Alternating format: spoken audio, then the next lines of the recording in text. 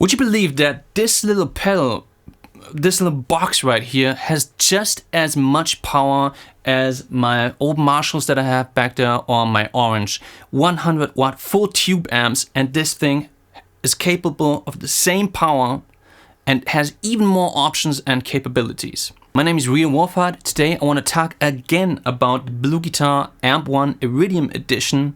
I've got this amp about 2 years ago, and I've played gigs and produced music, made demos, and even recorded real album version songs with this thing right here, because it is just amazing. Let me talk about a couple of things that I really love about this amp right here, and why I think it actually kills some of the tube amps out there. So the first thing that I really love about this is it's actually a real amplifier. Unlike a Kemper or a Quad Cortex, which are, you know, a Line 6, some kind of modeling or profiling device, which are all wonderful. I've used them myself. I've recorded albums with those kind of things. I love that technology, but it's just not the same as a real amplifier. A real amplifier means that I can plug my guitar into it, and it's gonna amplify the sound of my guitar and make it louder. That's something that a Kemper is just not doing. That's not what it's designed for. That's not something that a Quad Cortex or Neural DSP or any plugin is gonna do. Those things are gonna emulate what's gonna happen here. But with this thing, I can actually plug my guitar into it and send it through a real cabinet. And that is something that for me comes in really handy. The next thing that I really love about this, it's got a master volume that actually works fantastically. Let me show you. So right now I've got this thing turned up quite a bit, and let me tell you, if I would be coming out of this speaker right here, I would blast my ears out. It would be way too loud.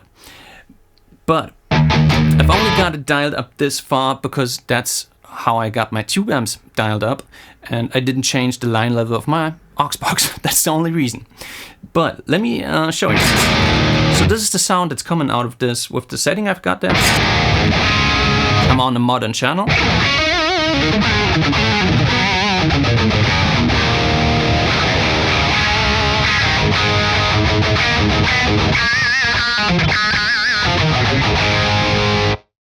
Really nice, rich, saturated tone with lots of harmonics. Doing squeals and pinch harmonics is something that's really easy on that modern channel, and it's got a really thick sound. Now if I turn down the master volume, with most old tube amps, I would lose a lot of that thickness, that saturation, and just, you know, that fat, nice, growly tone.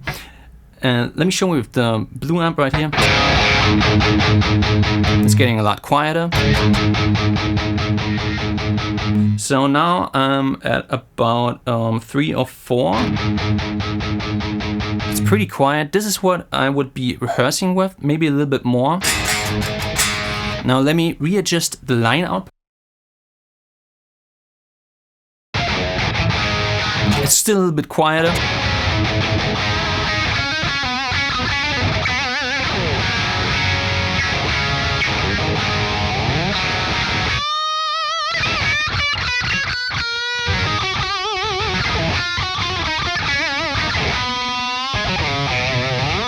Now, I don't know about you, but I don't have the feeling at all that I've lost anything of that tone.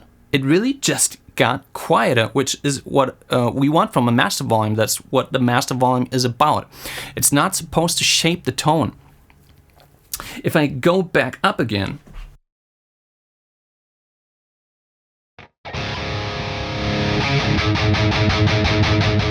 see, there's not much happening here, except for volume. There is some tone shaping happening at about here, which is at about 1 o'clock.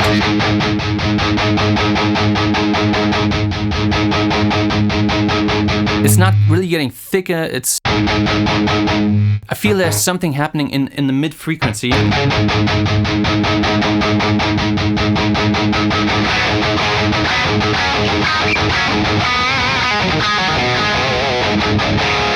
But it's like almost too much for my personal taste.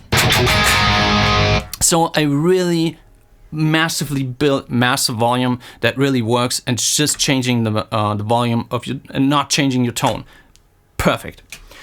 Next cool thing about the AMP1 is that you can shape your tone so effectively. The EQ section on this amp right here, let me show you how effective this is. So now I've got this kind of tone. Now let me turn down, I'm not going to change anything with the volume, I'm just going to turn down the bass, the mid, and the treble frequency.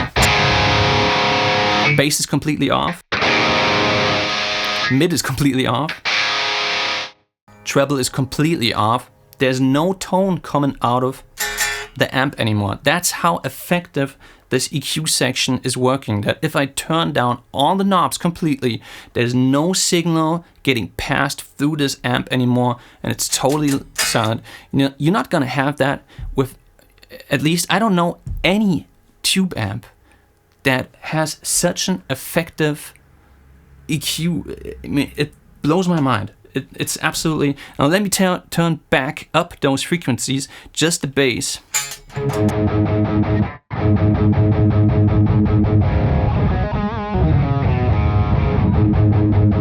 Mid.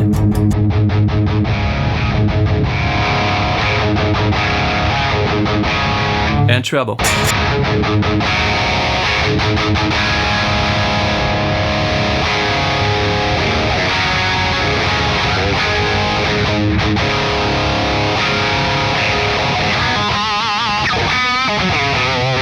And this is a beautiful thing, because this means that a highly effective working EQ section, you can really shape the tone and adjust it to the instrument that you're using, or just to personal preference. For example, this is not a Gibson, this is a Maybach guitar, a beautiful Lester is what this is called. It's kind of like a Les Paul, but it sounds a little bit different. It sounds a little bit lighter, because indeed it's not as heavy. It's got this kind of chambered weight relief body, and it's got a lot more treble and less thickness than the Gibsons that I have. So it's got a little bit more bite, which I like. You know, it's a good thing. It's a lighter guitar, and I like that sound. But for this kind of guitar, I would not have as much treble probably as with my Gibson. With my Gibson, I might want to put in some more treble, and that's just a beautiful thing about the Bluke guitar. Effective EQ section that you can just really, you know, shape your tone to personal preference. But even more, I mean, you could probably go ahead and try to emulate different amps, and that's something that Thomas Bluke is doing. It's not so interesting for me. I just want to have my good tone, and I'm not so worried about, you know, trying to sound like a Lenny or an Orange or a Marshall. It doesn't really matter to me that much. I just want to have a good tone. Another cool thing that I love about this is everything is just built so smart, in my opinion. Thomas Bluke, the engineer of this amp, is not just a genius engineer. He is also an amazing guitar player, and he's very active in the German guitar scene, playing many gigs and concerts and festivals and tours and stuff like that with his bands and projects. And you can really tell that he knows what, as a guitar player playing live on stage or even in studio, what it really comes down to, what you really need. Everything is just built so smart. You've got, for example, you've got these little tiny knobs here on the side, and these are by design a little bit more hidden, so you can't not accidentally hit them. These are meant to, you know, you can really fine tune your sound. These are like tone and level knobs basically for each channel. And you do that at home, and then you just leave it like that, and you're not gonna accidentally like mess with them when you've got that lying on the floorboard or somewhere else. these 3 buttons down here, changing to the clean channel, like obviously that's a very smart move, because what else do you need? Let's be honest, you need a clean tone and you need an overdriven tone, and for each of that 2 settings, you know, just easily, now I've got my clean tone. Okay, I need an overdriven tone, just with a flick of a switch. So that's smart to put that channel switching thing between those 2 tones right there. Do you really need to switch between the classic? Let me show you. This is the modern, this is the classic, and this is the vintage. The difference, there is a difference, but it's not that big. Do you really need that? I don't. Like, I only need one good overdriven sound. Let's say it's gonna be the modern one, and then maybe switch to a clean sound. Like, for me personally, I don't even need that, but there are some guys that's gonna find that beneficial.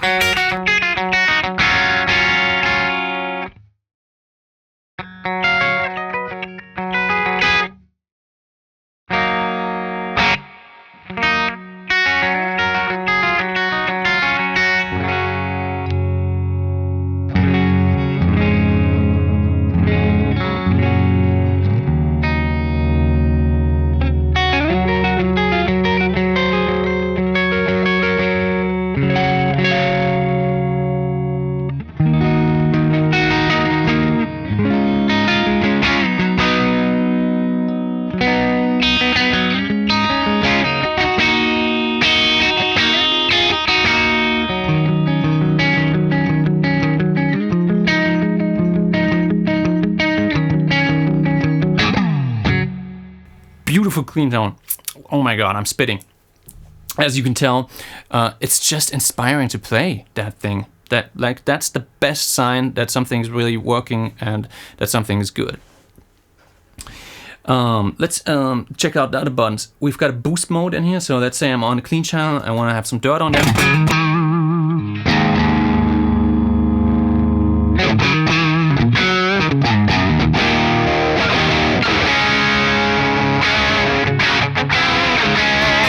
Gives me a totally different sound. Like now, obviously using a clean channel and then putting on something like a tube screamer, it's got more of that bluesy vibe, but sounds cool.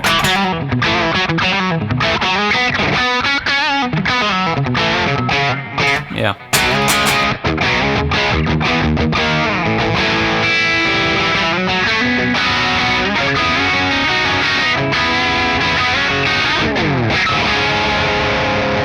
Let me mention some other functions that I really love about this thing. So these buttons are really smart, but you can, even if you don't like them the way that they're built, you can change them. So you can basically turn the switching of the clean channel to the overdriven channel with this button to something else. Like, don't ask me, I've never messed with that, but you can program that some kind of MIDI way. I don't know how, but it can be done. It's got a noise gate that's built in, again, something that's just so smart to do, because when you're playing with a lot of gain, now there's no noise anymore. Let me show you how noisy it would be. Yeah, there we go. So this is the noise gate disengaged. Just annoying. Like, who wants that? Nobody. So a noise gate, thank you. There's 2 different settings with the noise gate. There's the metal setting, which means that it's just gonna cut in, it's gonna be activated sooner. And then there's the soft setting. That's not gonna do much.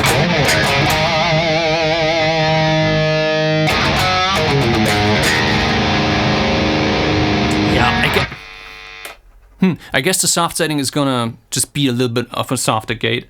Apparently I have so much noise going on that it's just not kicking in for me.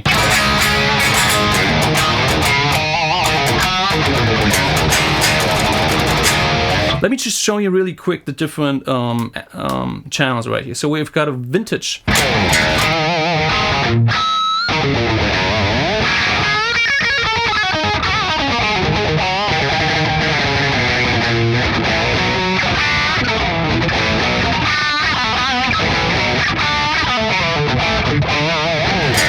got a classic one.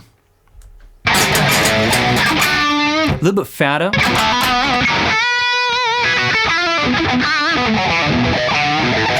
Yet it still has that mid-focus sound, kind of like a Marshall. Yet a highly modified Marshall, like more maybe like a Friedman, I would say. And then we've got the modern channel.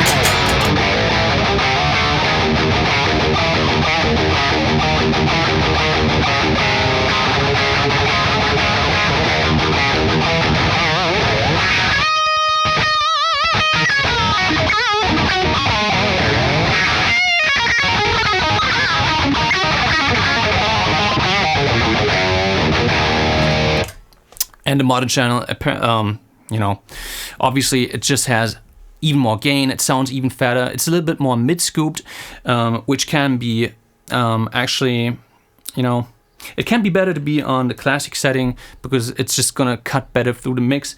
But I actually enjoy that fat modern sound of that channel right here. I guess that wraps it up. Leave a comment on the box below how you like this video and what you think of the Bluke guitar. Thank you for watching this video and see you in the next one.